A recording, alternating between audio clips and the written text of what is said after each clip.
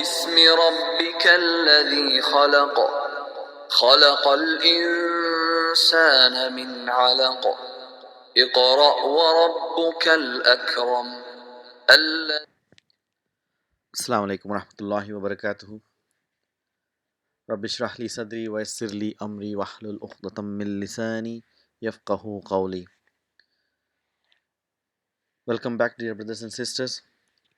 Alhamdulillah, we are making a steady progress. So far we did our revision in previous video. We've revised all the concepts. So inshallah today we'll be learning another new concepts, a very interesting and very beautiful concept. So we'll learn today inshallah how to describe a noun. So we'll be learning describing noun, and what do we use to describe the noun is the adjective and the adjective clause, and we'll learn in detail what this means. So when we want to describe a noun, it is called an adjective. So normally this adjective is one word. Like for example, if we want to say good boy, a beautiful car, a noble man, a red book. So here these words good, beautiful, noble, red, these are describing these objects. So we got an object or a man or a person or a thing, and you got a description. This description is called adjective. So what do we call this noun and these adjectives in Arabic? This is what we're going to learn. It's very simple, very easy, inshallah. So the adjective is called naat, or it's also called as as-sifa. It's called naat or as-sifa. And we got noun which is being described, is called man'ud or it's called MOUSOOF. So we got naat or man'ud or as-sifa. Sifa means quality, and MOUSOOF means the one which has the quality. So in our class, inshallah, we'll be using the terms naat and man'ud. So we can use both, but we'll stick to one for the easy going. So in English, if you see the way it is written, so we have a good boy. So the adjective comes first, that is good, and the person or the object is being described comes next. So we write, when we said he is a good boy, this is a beautiful car, he is a noble man, this is a red book. So here the naat comes first and then the man'ud. Let's see in Arabic how do we write. In Arabic we write it as waladun jayyidun, means the man'ud comes first. We write the boy good, but when we translate as a good boy. So whenever we are translating a naat man'ud, always the adjective should be mentioned first and then you should mention the object. However, when we write in Arabic, it is the subject, it is written first and then the description. Let's do some examples. Sayyaratun jamilatun. But when we say beautiful car. When it's written as car, beautiful. Same thing. Rajulun tayyibun. Rajulun tayyibun.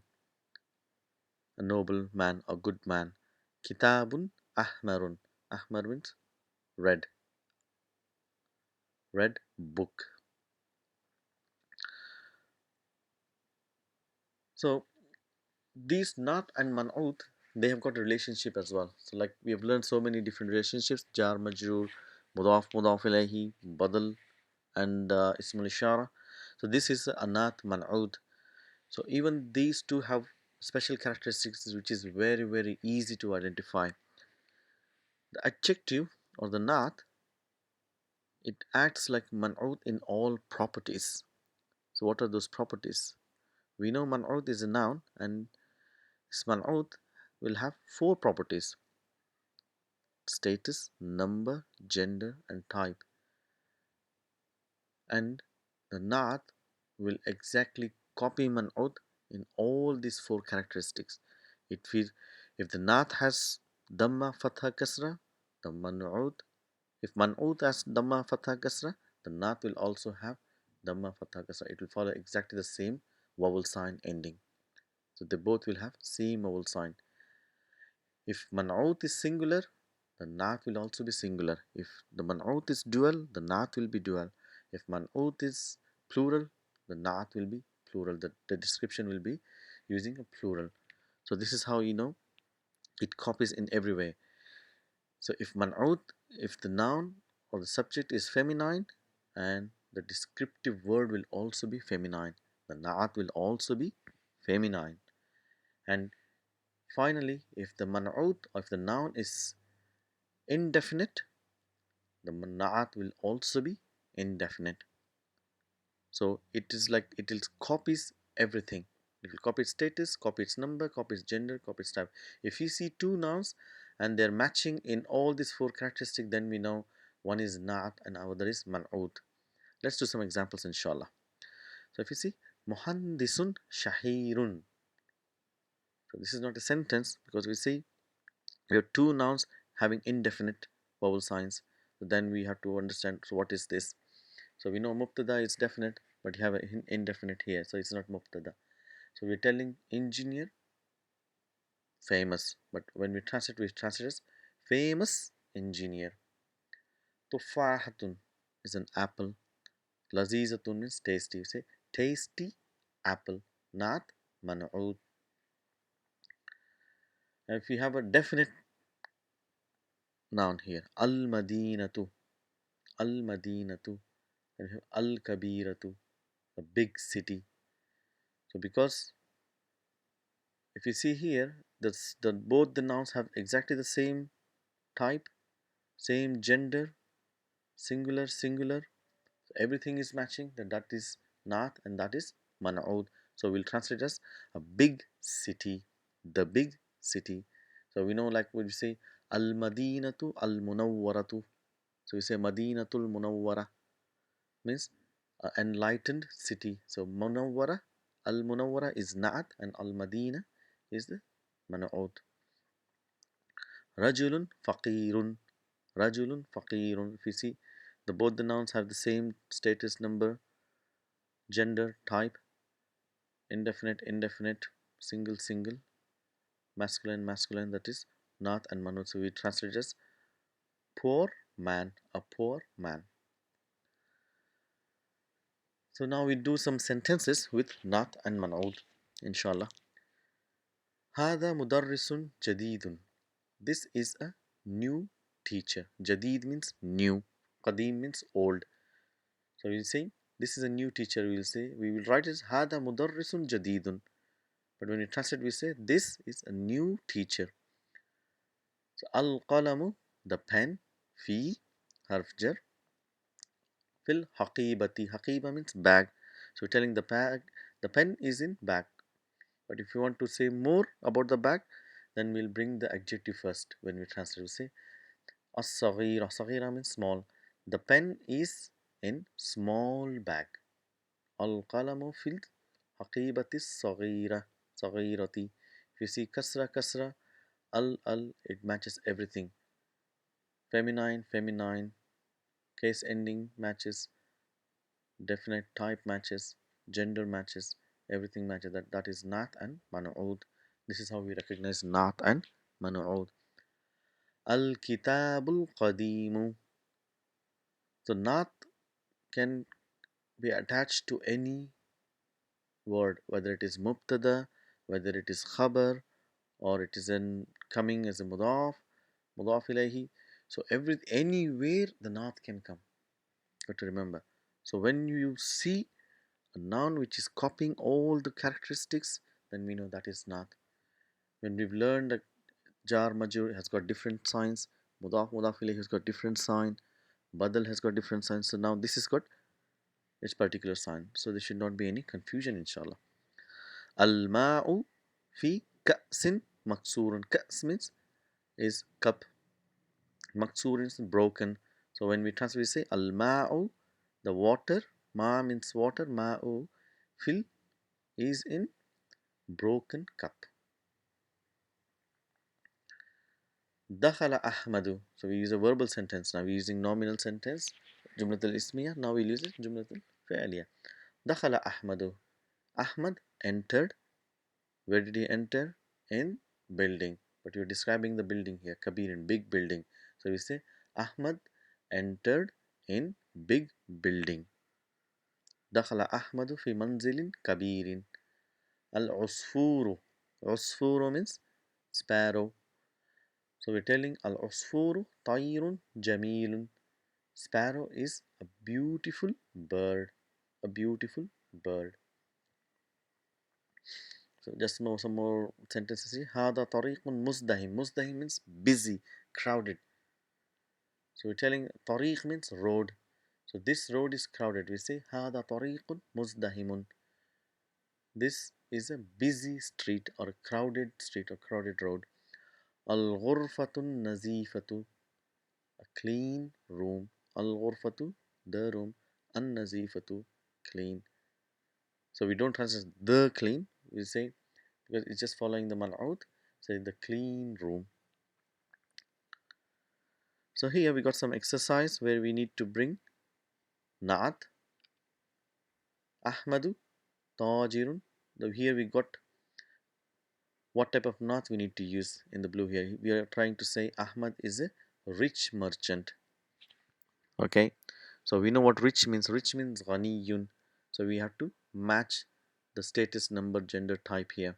Ahmadu Tajirun ghaniyun. So if you see here, al-ḥinğlīziyyah means the English. Lughatun, difficult means sa'ab. Sad ain ba, sa'ab, sa'abatun. Al-ḥinğlīziyyah lughatun sa'abatun. So you have to match the gender. Muhammadun tabibun. We're saying good doctor. So we have to say Muhammadun tabibun jayyidun. Jayyidun means good. Ana mudarrisun. And we're telling I'm a new teacher. So Ana mudarrisun. New means jadidun. So we say Ana mudarrisun jadidun.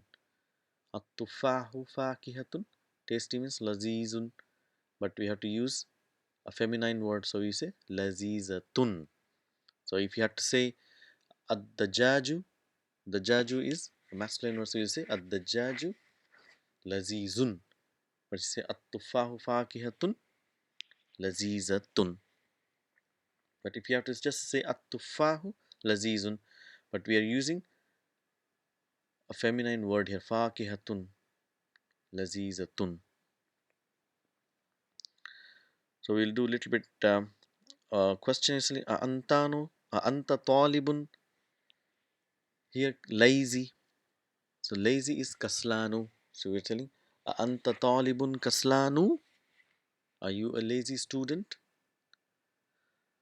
So a little bit about a special type of adjective which has a little bit different case ending. It is, I'll just show you here.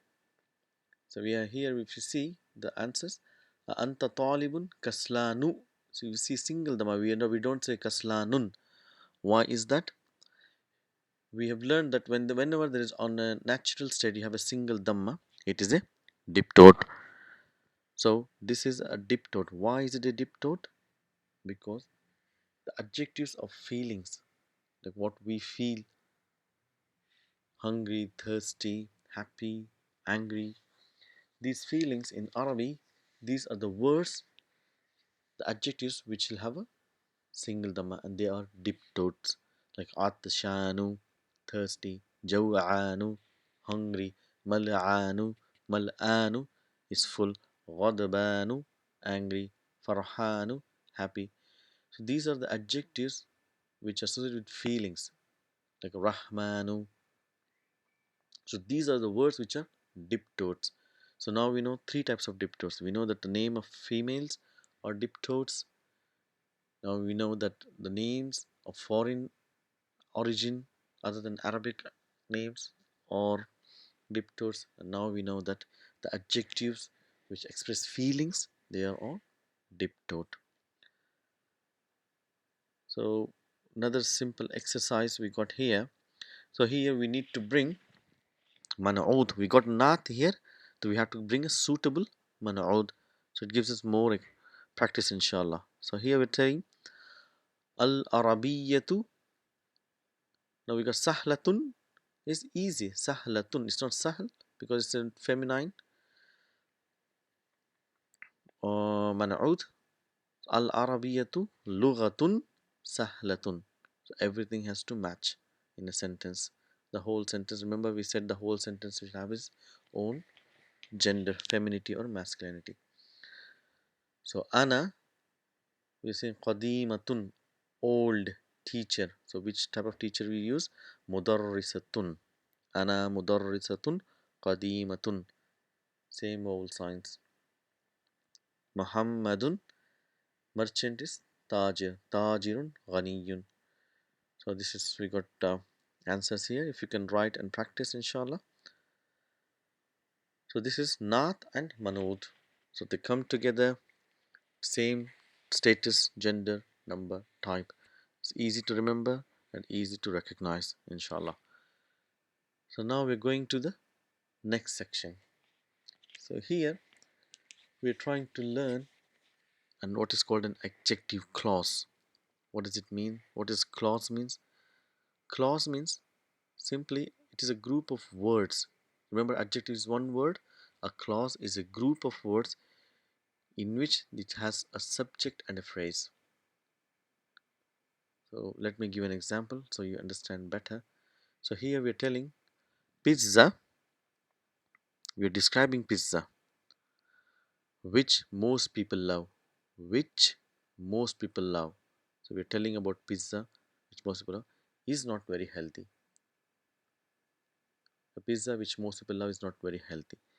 Students who are hardworking. So we are describing students. What type of students? Who are hardworking, get good grades. We're telling the rooms that were painted. So we're still describing the room. Rooms that were painted yesterday are bright. So if you see here, so we got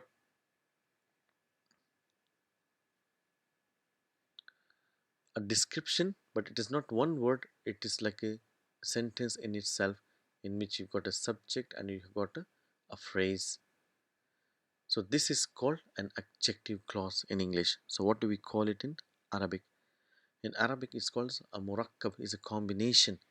Wasfiyah. Wasfiyah means sifa, a descriptive combination. So how do we recognize and what is it in Arabic?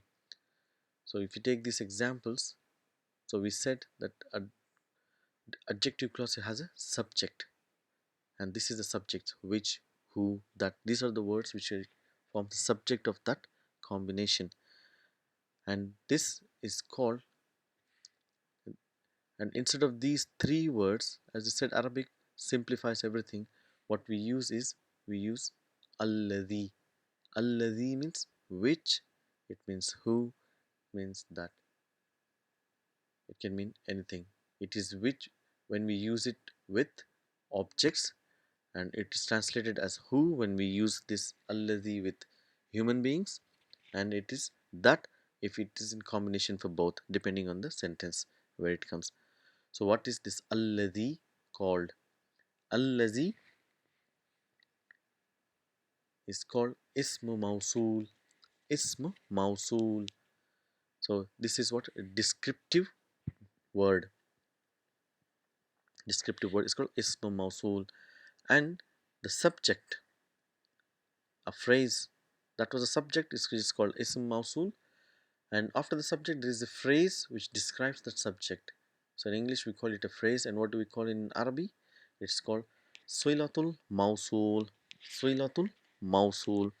So whenever you have a ism mausool, that is allazi, we should have a description of that allazi, and that is called silatul mausool. And together ism mausool and silatul mausool are describing a word which is coming before. Let's go back. So we got ism mausool, silatul mausool together describing the word which is coming before, a noun before. Okay, let's do some examples, inshallah. هذا محمد. This is Muhammad. الذي نجح. الذي اسم موصول najaha, silatul mausul, the both describing Muhammad. This is Muhammad, the one who passed. The one who passed. هذا الباب الذي أمام المسجد. This is the door that, or you can say which. When you use it with object, we translate allazi as which is in front. أمام المسجد, which is in front of masjid. هذا القط, this cat. الذي جلس, that has sat. So this is how we have الذي, ism mausul, silatul mausuls, both together. It's telling about a noun before. Let's do some more examples, inshallah. So if you're telling Allahu allazi khalaqal insana, we're not going to analyze completely. We are concentrating mainly on allazi. Inshallah, in next session, we will completely analyze the whole sentences. And alhamdulillah, we know everything in this sentence. But if you see here, allazi is ism mausul, which is connected to Allahu, Allahu, who, and then we got khalaqal insana coming as a silatul mausul, just describing that who created insan, humans. Allah, who created man. At-talibu, what is about the student? We're telling at-talibu allazi fi madrasa, the student who is in the school, who is in a school. So let's bring full sentence. That was a part of a sentence. Now we'll bring a full sentence here. So here we're coming everything together. Naat, man'ud, ism mausul, silatul mausul, mubtada, khabar. And inshallah you can recognize everything. You know everything now. So al-qalamu, mubtada. Al-jamilu. What is al-jamilu? It will be naat. So how do we translate? We say beautiful pen. The beautiful pen. So it is an object. So allazi will be translated as a which. Which, allazi, is a mausul. Now we need more a phrase to describe allazi, which. Ala maktabin, which is on the desk. So now we got mubtada. We are still waiting for khabar. So this is how a gap between mubtada and khabar gets widened. That's why we're still looking for the news. So this is how the sentences become more complex. Then we have to look where is the khabar. So what is the khabar for al-qalamu? If you remove all this naat, silatul mausul, ism mausulah, the simple will be al-qalamu lil mudarris. The pen belongs to the teacher. But we are trying to say the beautiful pen which is on the desk belongs to the teacher. This is how sentences becomes paragraphs and so on and so forth. As-sariru, we're talking about the bed. So what about how are we describing the bed? The bed, as-sariru allazi fi ghurfati Khalidin. So here see mudaf ilayhi is coming here. That's here to analyze. The bed which is in Khalid's room of Khalid. Ghurfat Khalidin is maksurun. If you remove all this ism mausul and silatul mausul, the simple sentence is as-sariru maksurun. But we're giving more description. What we're saying, as-sariru allazi fi ghurfati Khalidin, which is in the room of Khalid, is broken. So a little bit more example and we're coming to end inshallah very soon. At-talibu, the student who is sitting, is from Indonesia. So we say at-talibu allazi huwa jalisun, the one he is sitting, that he is sitting, jalisun, min Indonesia, is from Indonesia. So this is where, remember, if you say wherever there is no connection between two words, we can insert an is. At-talibu, al-mubtada, allazi is a ism mausul. It is connected to at-talib because it is describing, so we cannot put is here. So then there is ism mausul, there is silatul mausul, so you cannot put is here. And after silatul mausul, we coming min, so they both are not connected, so we can put is. So the student who is sitting is, then that will become khabar. After is khabar, min Indonesia, from Indonesia. Al-baytu, the house, allazi, which, amam al-masjidi, is in front of masjid. Then we got khabar here. jar majrur lil-mu'azzin. Lil-mu'azzin belongs to the muazzin. So at-tariqu allazi inda al-madrasati. Inda zarf, and what comes after zarf is mudaf ilayhi. Al-madrasati, that's why it's madrasati. So this is coming together as a silatul mawsool. Allazi inda al-madrasi, the road which is near the school. What about that? Then we got khabar here, muzdahimun. Remember khabar, one word will have indefinite double dhamma. Can you see double dhamma here? So the simple sentence would be at-tariqu muzdahimun, but we are describing the tariq. Which road? The road which is near that school is busy or crowded, muzdahim. So this is our class today. Na'at, manu'ud, ism mawsool and silatul mawsool. So hope this will make it easy for us to understand Quran. Inshallah, in next video we will do more about this session so that the concept gets very clear in our brain. Inshallah. Assalamu alaikum wa rahmatullahi wa barakatuh.